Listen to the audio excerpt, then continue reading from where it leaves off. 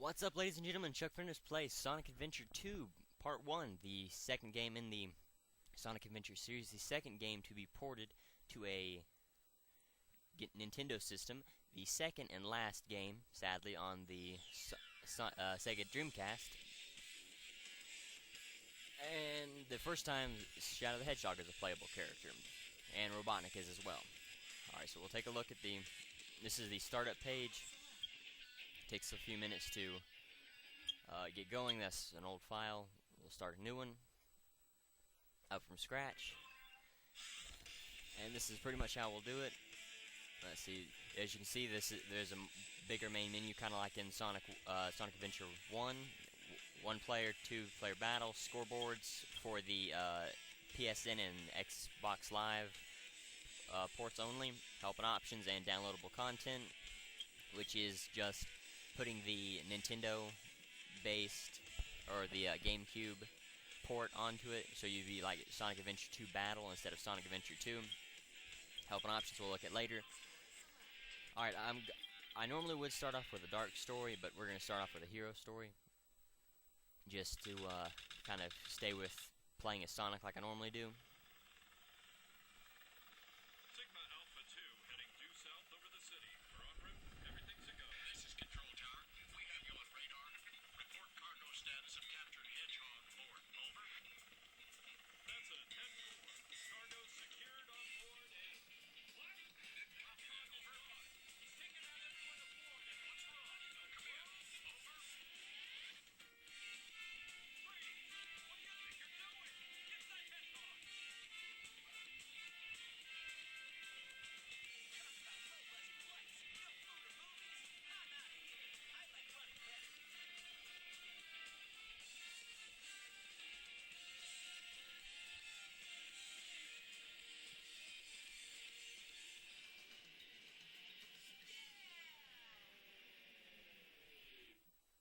I still feel if they wanted to stop Sonic, they could have. Alright, so this is the first stage in the hero side story, City Escape. As you can see, you start off, we ride down this bunch of hills on a piece of the gun helicopter. You can do tricks on those ramps by pushing the jump button, kind of like in the snowboarding levels, or Ice Cap and Sand Hill in Sonic Adventure 1. Just hit the jump button at the right time, usually about just before you get to the end of it. And the quicker you do it, the more points you'll get. You can only get 1,000, 500, and 200 in the points for doing a trick. And so that's all you can get. But anyway, this story is just kind of get you used, or not this story. This stage is just to kind of get you used to Sonic's controls, get you used to the enemy types that you'll see around the game.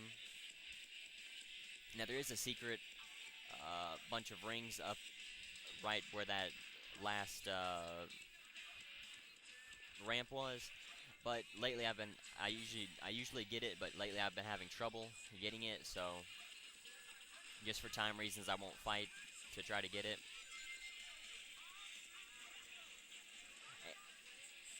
Alright, so that little Chow looking thing that was flying around talking to me is called Omo Chow. And what he does is he will give us hints depending on where he is in the level. And this golden gun beetle there will give you 1,000 points for each hit, and the enemies give you different amounts of points for each time you hit them, along with the rings as well. You'll get 10 points for every ring you collect, and of course, and they will stack up because it is per ring. And you get 100 points for attacking an individual enemy, but if you can link them up, you'll gain a bonus at the end of the third enemy. And these little colored tubes are called Chaos Drives.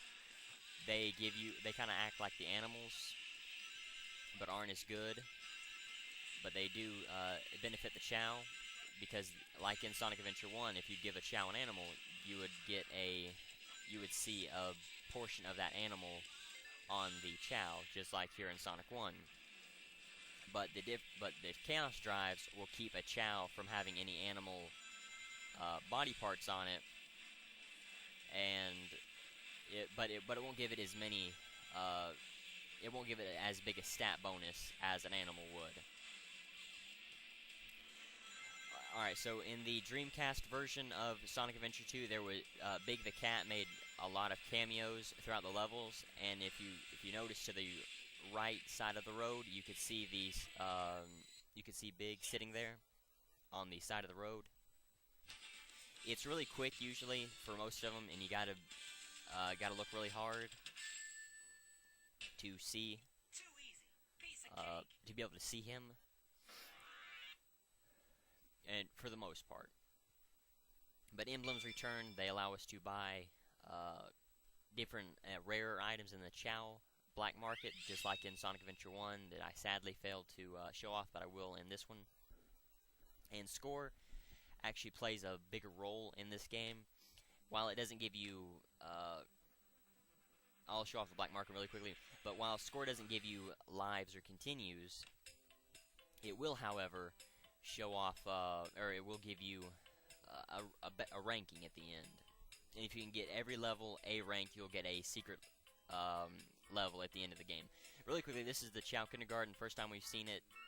It's only exclusive to Sonic Adventure 2. This is the black market. Depending on how many emblems you have, you'll get rarer items, which you can buy for your rings. Colored eggs, they range from red to gray on the color scale. Fruit, different Chow will like different types of fruit: circle, square, and triangle. Seeds, which your Chow can plant if you can get the Chow with that certain item that it needs.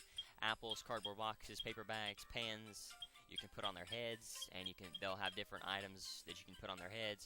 Mushrooms give them extra stamina, and most of these are just stamina, but the Chow really likes them.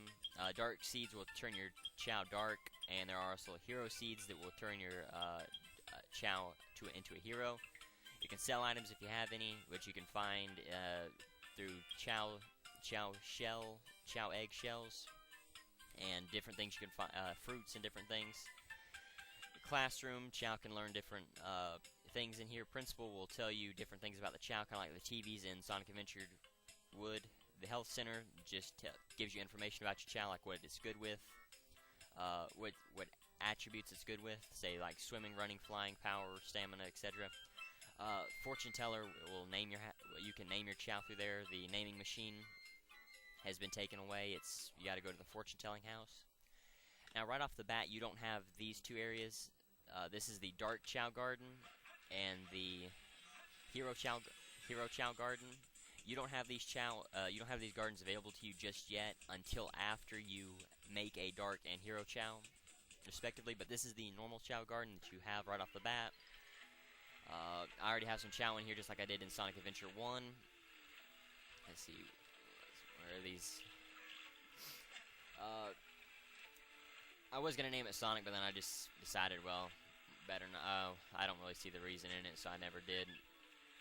But you can see this is a hero running Chow.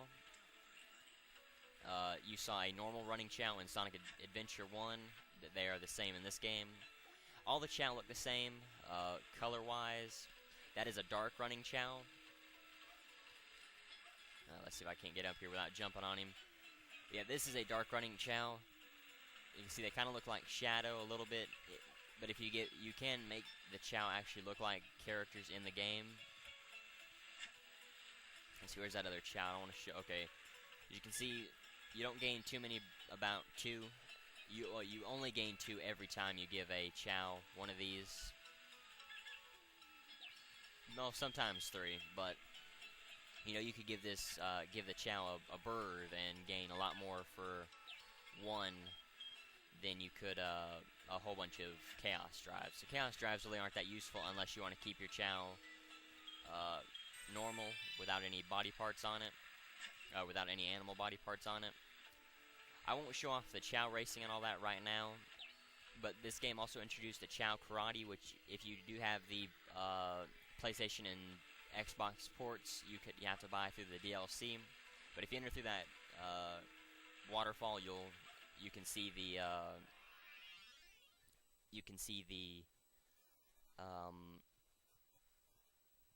Chow race entrance. Now, if you do this with story, every time you leave the Chow Garden, you'll immediately progress through the story. So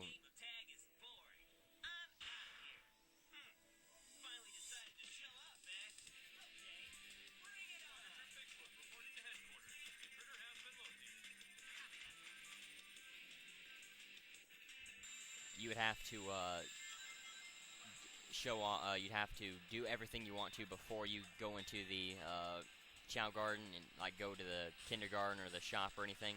Alright, so this boss isn't particularly hard, and you can actually glitch it so you can destroy it without it flying around and shooting. If you can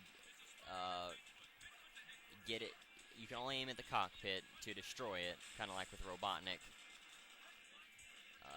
Anywhere else and you'll get hurt. But if you can keep attacking the cockpit, you'll keep damaging it over and over and over, and you won't have to worry about flying it around or anything.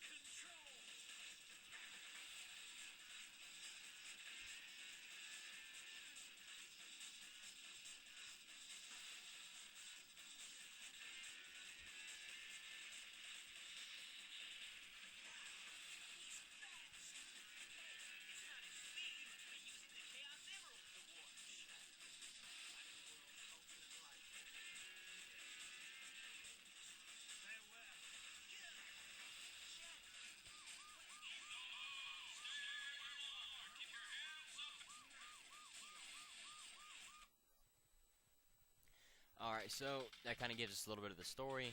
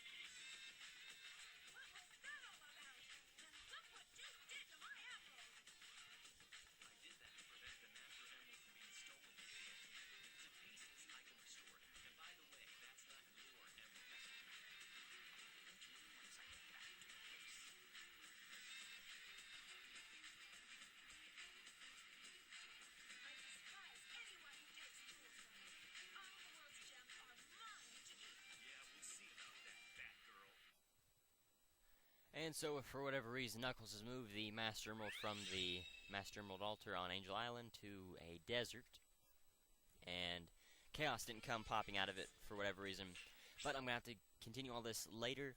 I thank you for watching. The challenge of the video is how many points did I gain from the rings in City Escape. I thank you for watching. Until next time.